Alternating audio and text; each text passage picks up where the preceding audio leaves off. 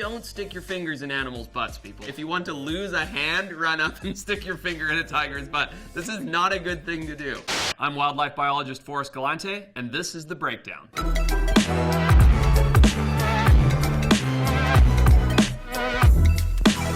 Up first, the birds.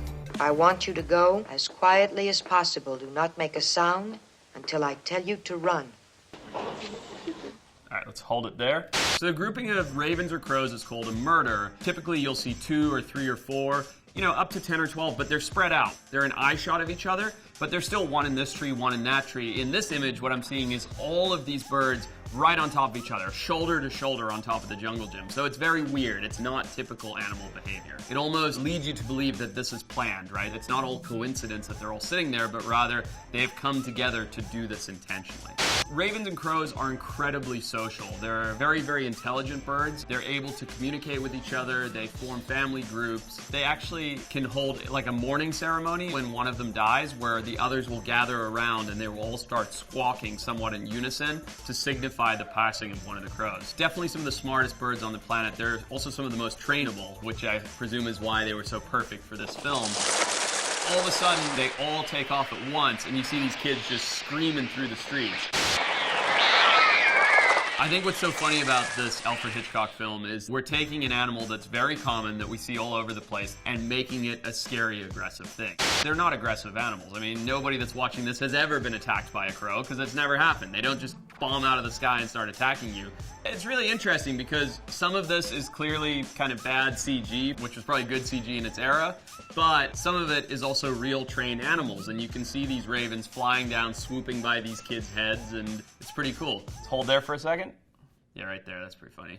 If a crow were to attack you, given that it's a bird this big with very limited ability to hurt you, I think nibbling on your ear is probably about the most damage it could actually do. When a crow is hunting, it's really foraging. They're not an active, aggressive predator like a raptor. They don't hover over and dive bomb something. Instead, they kind of fly down, peck around through the dirt, pull a worm out of the dirt, kick over a little log. It's very sort of intelligent foraging, not so much like predatory aggression. Let me jump ahead. The sound in this film, right? Crows and ravens make a variety of sounds. In fact, they're one of the most vocal birds that we have in North America as far as their diversity of sounds that they can make. So they can be taught to mimic cars like a parrot or make other sounds like other birds and trick them. But in this case, the sounds that we're hearing is like some kind of small mammal shrew screaming. It's like, which I don't know what that sound's supposed to be. A murder of crows all squawking at the same time is an intimidating enough thing. I mean, it really is an impressive sound to hear. Let me play that. And I think they could have just used that, but, they decided to use this kind of shrill squawking sound that ravens do not make. The kind of aggression that you see from birds today are from cassowaries or from ostriches, something like that, generally not flighted birds. And in that situation, they're just being territorial, so you just want to back off and get away from them. When it's a flighted bird, it's really challenging because they can fly, right? So they have all the maneuverability. I can imagine back when Haast eagles used to hunt Maori children, it was a terrifying thing to have this eagle with a 15-foot wingspan swoop down and try and take your child away from you. Those animals no longer exist. But at the end of the day, when it comes to birds attacking people, it's kind of like a size thing. There's nothing that a 2-pound crow can do. Now, if that raven happened to be 75 pounds and have a 15-foot wingspan, you'd be in a lot of trouble. This is gold. Kenny, do you have balls? Let's hold it there just for 1 sec.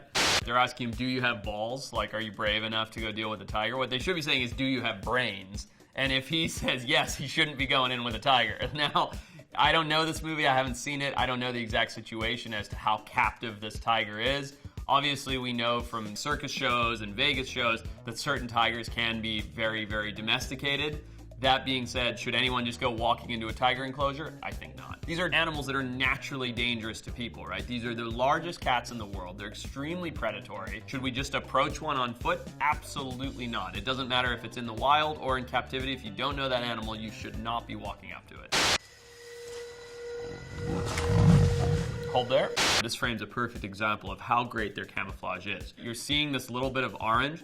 but that orange is blending in perfectly with the light reflecting off of the leaves and the green foliage, and the black stripes looks like the shadows in between that. So you picture this kind of golden orange creature with black stripes. You're like, that stands out anywhere. That's a ridiculous color scheme. But the truth is, that's fantastic camouflage. Perfectly mimics both grasslands and jungle, and the stripes mimic the shadows that you get as something moves through that.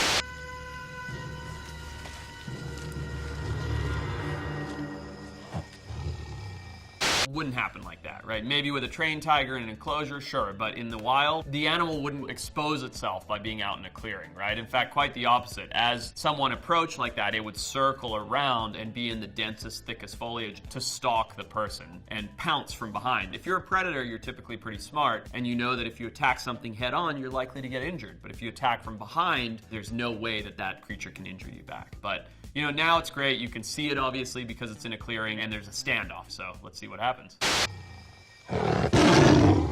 That's a real tiger growl, for sure. This is what you'd see in a standoff, right? The animal would lower its ears like that. It would show its teeth. This is an aggressive body posture, and that's what it's doing. It's standing off. It's saying, I'm aggressive. Don't come near me.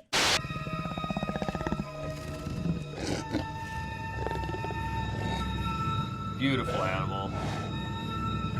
Hold right there. I don't recommend anybody try this. But if you're ever approaching something like a canine or a large cat, you do not want to tower over them, right? So Matthew McConaughey sticking his hand out and being over it, it's expressing another aggressive trait. Instead, what you should do is present your hand nice and low and let them come to you, smell you, get comfortable, and then you could slowly work to touching them and things like that. Again, I don't recommend anybody do this, but if you're in that situation, don't go jamming your hand out over the top of them. That's scary. You know, if you're the animal, you're going, oh, what's that on top of me? And you could get a fright and swat at it or bite at it, and then you lose a hand.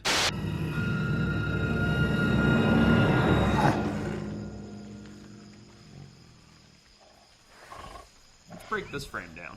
At no point in time do we see Matthew McConaughey and the tiger. This is clearly someone else, right? This is its keeper, a stunt double, petting him on the head. We don't see Matthew McConaughey's face. Then they pop out and you see his face again, then they pop back into a hand on the tiger. They're using the trainer or someone else because, you know, it wasn't his contract, too dangerous or whatever. But although this is a captive trained animal, Matthew McConaughey did not actually pet this tiger. It's a real bummer for him because it's nice to pet a tiger. Next up, Welcome to the Jungle. Oh, JCVD, great. Don't know the movie, but anybody that peacocks like that, I'm already into. It is no tiger. What are the chances of a dangerous animal in this island? 0, okay? So just... Yes! He's going to fight this tiger, isn't he? Nobody move. All right, let's stop. Where do we begin? Wow, what a mess.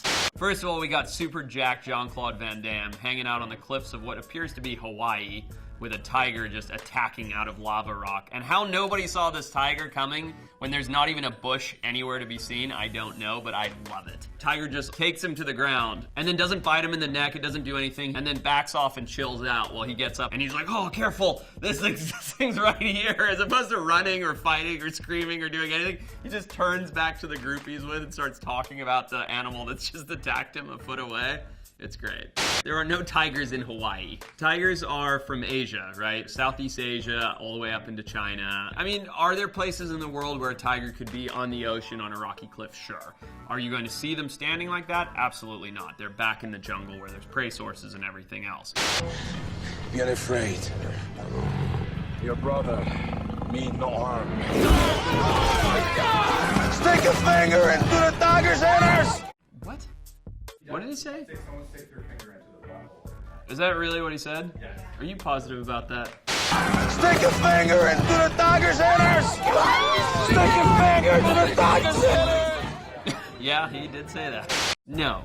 Don't stick your fingers in animals' butts, people. Yes, this is a comedy. If you want something funny to happen, make jokes about sticking your fingers in a tiger's butt. If you want to lose a hand, run up and stick your finger in a tiger's butt. This is not a good thing to do. What can you do to defend yourself against the tiger? Not much. It's a tiger. It's going to win. You could go for the eyes, you could go for the ears if you were really, really desperate, but sticking something in its butt is not gonna do anything. I have to see this movie. I don't know what this is, but I have to see this now. Like, what a bunch of nonsense. John Wick Chapter 3, Parabellum. So far so good, all very realistic, right? We've got Keanu Reeves running through stables. Horses aren't very alarmed. They wouldn't be, they're used to people.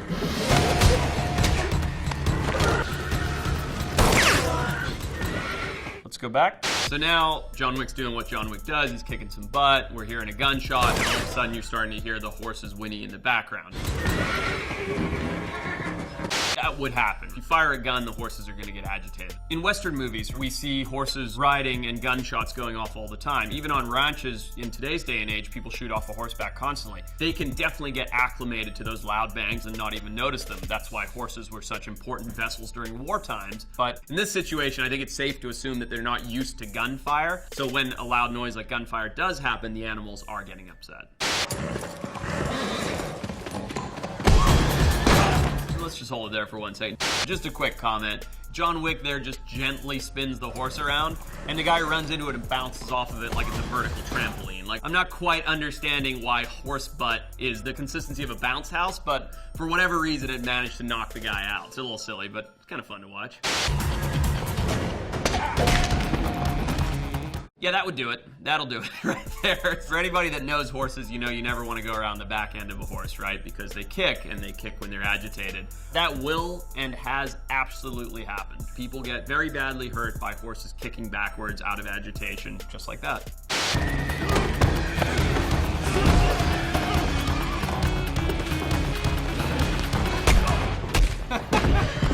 It's just great. I mean, it's just, he's got this like kick cannon, right? He like pets it on the flank and it just fires out a kick, and pets it again, fires out a kick.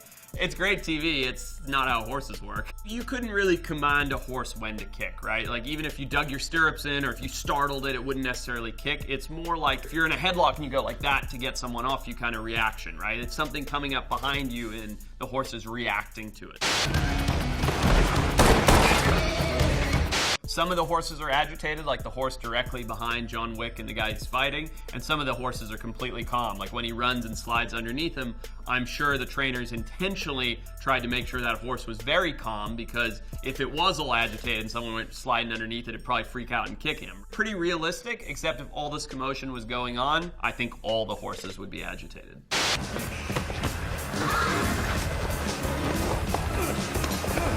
Horses are working animals for the most part, right? They know that when you're on top of them, they're being ridden. If you're a rider, you know there's various commands with the reins and with the stirrups. To see someone grab the horn and fling themselves up onto the saddle and then the horse take off, that's not odd. That's how horses are. They know it's time to go and they're being ridden.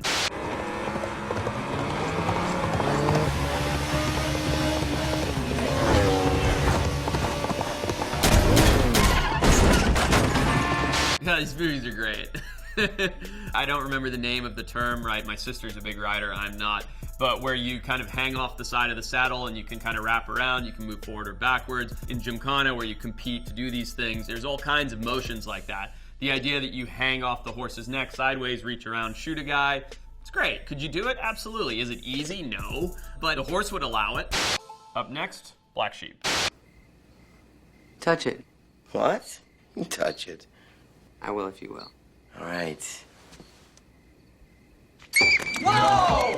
What happens a lot of times is bats are preying on small insects. Small insects are attracted to lights at night. So the bats come swooping down, picking off the bugs that are circling around the porch light or whatever it is. Sure enough, you know, a bug darts in towards a window and in goes the bat. Now all of a sudden the bat's in the house. If you see a bat curled up in your house, and this is probably something that's going to happen to almost everybody at one point in their life, open the window and let it out. Don't go poking it. It doesn't do it any good. It doesn't do you any good. Whoa! Oh my God! Whoa! I think it's gone. I hate those damn things. Oh man! What you just saw was actually pretty good behavior, right? So the bat flies around and then it disappears. The guys are in the corner going, oh, I hate bats, whatever. And then all of a sudden it reappears. That's exactly what would happen, right? The bat's stuck in the house, flies around, lands, uses its echolocation, is like, all right, I'm gonna try and get out of here again, takes off and starts flying around again.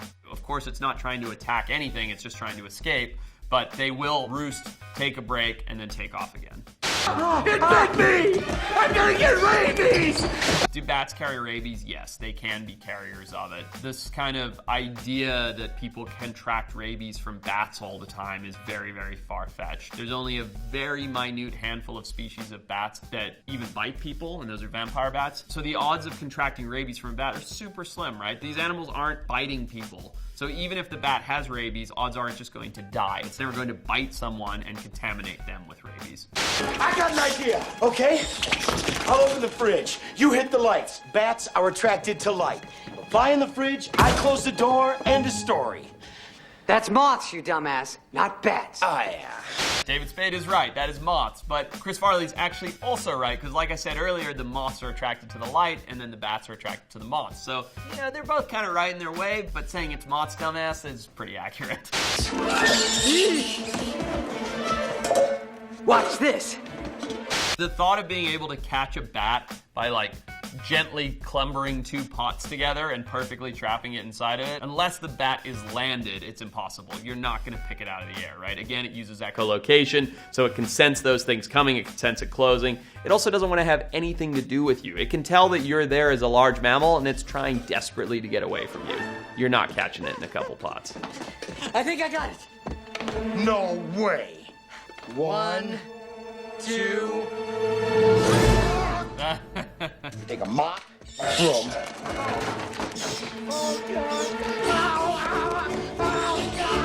It's pretty funny, right? He thinks he's caught the bat in the pots, and then they look in the pot, and they turn around, and the bat's tangled in Chris Farley's hair. Now, I've heard stories of bats getting tangled in women's hair. Again, I think this is from a bat probably swooping in to get an insect that's landed on the back of someone's head, but it absolutely could happen. Now, the truth is, this would be by far the easiest point to catch the bat. You can either just calmly walk outside and untangle it, but instead, there's just real panic now, right? The bat's stuck in his hair, don't know what to do. Apparently, it's gross for some reason, and this is going to lead to, I'm sure, a whole bunch more shenanigans. Oh my God, it touched my This hand. doesn't work, I'm sleeping in the car. Stay there! I like how the bat's just flying back and forth. It's not circling any longer, it's not going out the door, it's just staying perfectly silhouetted in their like 4 foot by 4 foot bed sheet. So their final approach is they get a bed sheet or a curtain, whatever it is, and put it up between two broom handles, right, and they shoo the bat out the door. All they actually had to do was open the door and the bat would have found its own way out. We've got Mr. Popper's penguins. So these are Gentoo penguins. They're a smaller species. They get up to maybe like 12, 15 pounds. They do congregate like this in flocks.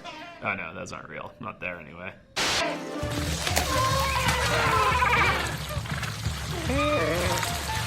We all know, if we've ever watched one of these beautiful David Attenborough Planet Earth things, that penguins like to slide on their bellies as a means to get to the ocean going down an iceberg. And what they're implying here with our CG Gentoo penguins is that they've knocked over this water and now they're using it as a slide. So they're fake penguins that are modeled after real penguins that are expressing a real characteristic. So it's pretty cool.